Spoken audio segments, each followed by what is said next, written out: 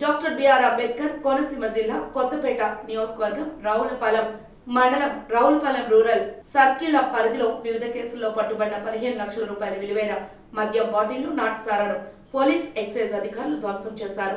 Ravulapalem town rural సిఐలు M Shekhar Babu, CH Vidyasagar, assistant excise superintendent G Amar Babu ఆధ్వర్యంలో రావులపాలెం గౌతమి గోదావరి లంకలో నిర్వహించారు. 296 కేసుల్లో పట్టుబడిన 1944.5 లీటర్ల నాటు సారా, ఎన్డీపీఎల్ మద్యం, 9456 బాటిళ్లు, డ్యూటీ పెయిడ్ మద్యం, 2231 బాటిళ్లను జేసీబీ సాయంతో ధ్వంసం చేసి పాతిపెట్టారు.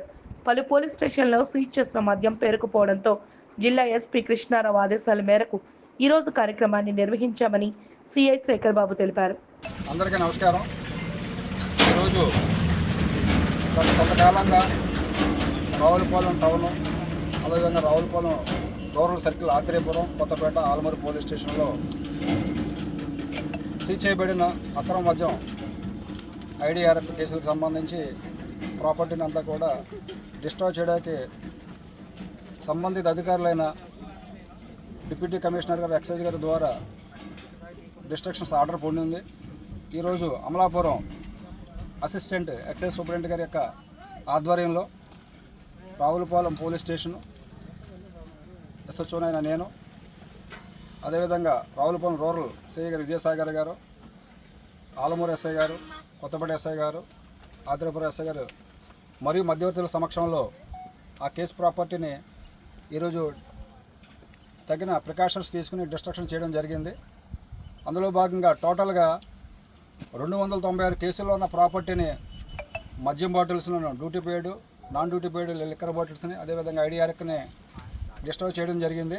ఇందులో ఐడిఆర్ఎక్ వచ్చి 1944.5 లీటర్లుగా గుర్తించడం జరిగింది. అదేవిధంగా ఎన్డీపీఎల్ బాటిల్స్ వచ్చి 9456 బాటిల్స్ ఎన్డీపీఎల్ బాటిల్స్ని డిస్ట్రాయ్ చేయడం జరిగింది. అదేవిధంగా డ్యూటీ పెయిడ్ 2231 బాటిళ్లను డిస్ట్రాయ్ చేయడం జరిగింది.